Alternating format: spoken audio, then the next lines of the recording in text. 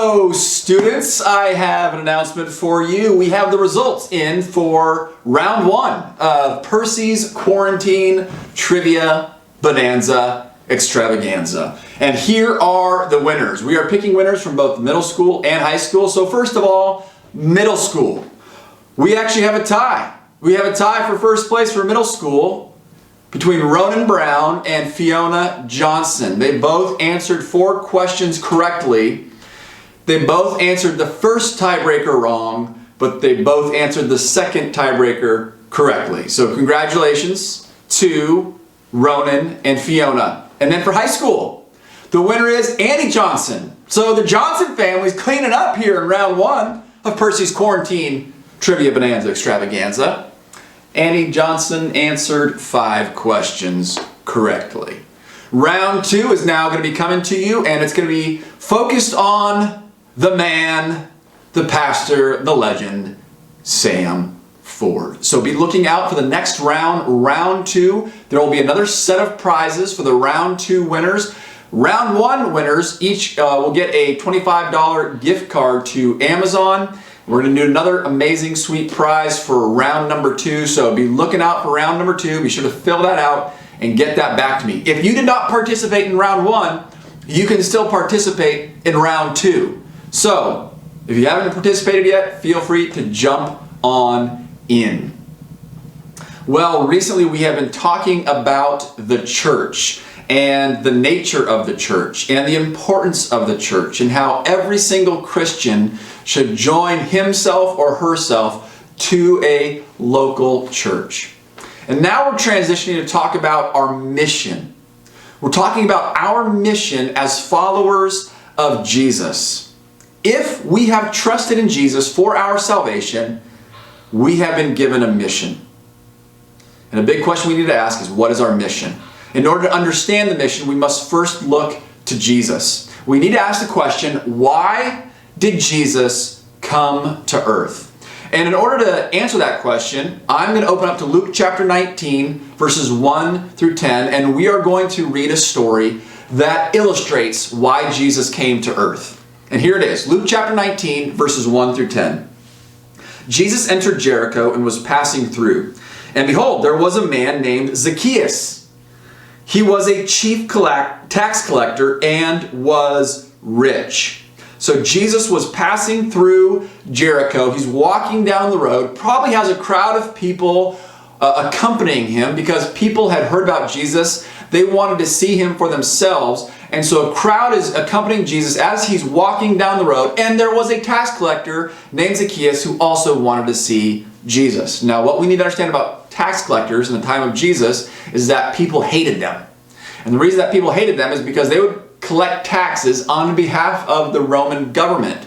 And oftentimes they would use their position of power to extort money from people and become rich. So in other words, if you owed $100, a tax collector might come to you and say, says here you owe $100, but you need to pay me $120. And you would say, well, wait a minute, I only owe $100. And the tax collector would say, doesn't matter, pay me $120 or I'm going to throw you in jail. And they would take that extra money and pocket it for themselves. And so tax collectors were not well liked. And what we read is that Zacchaeus was rich. So he probably became rich by defrauding people. As a matter of fact, he did. We're going to see that a little bit later in the story. So Zacchaeus was a chief tax collector and was rich. And he was seeking to see who Jesus was. But on account of the crowd, he could not because he was small in stature. He was just a short little guy.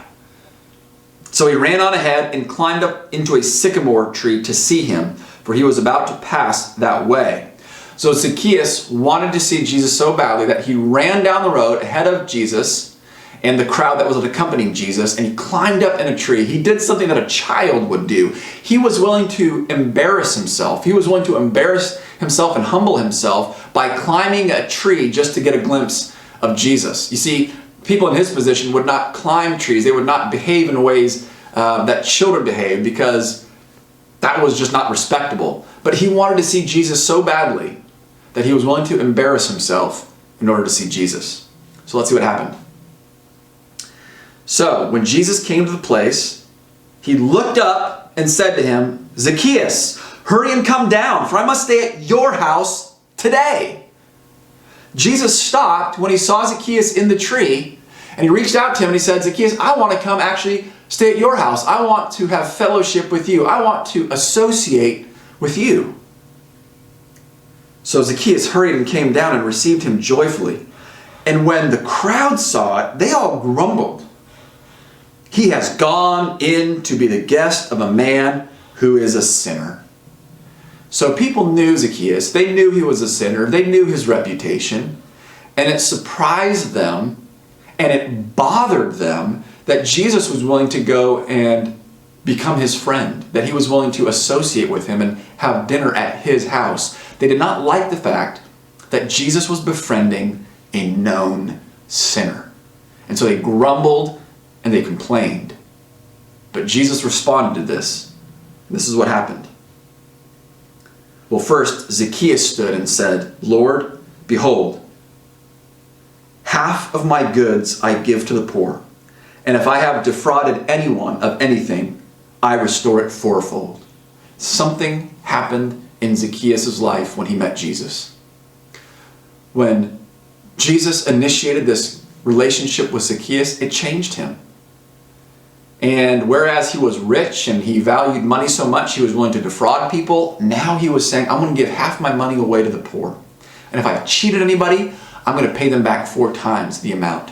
Now that was a good day if you were cheated by Zacchaeus, because if he cheated you out of $100, he was going to pay you back 4 times that. So he's going to give you $400. So whereas before it would have been bad to be cheated by Zacchaeus, on that day it would have been good for you if you had been cheated by Zacchaeus. You see, something dramatic had happened in his life. He had met Jesus, he had encountered Jesus, and suddenly he no longer wanted to cheat people in order to become rich. Instead, he wanted to be generous and give money away.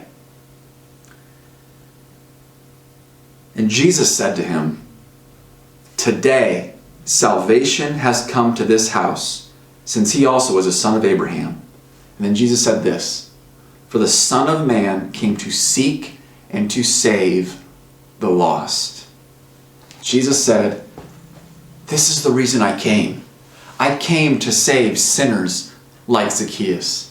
Jesus knew Zacchaeus was a sinner. He knew how he became rich. It wasn't a secret.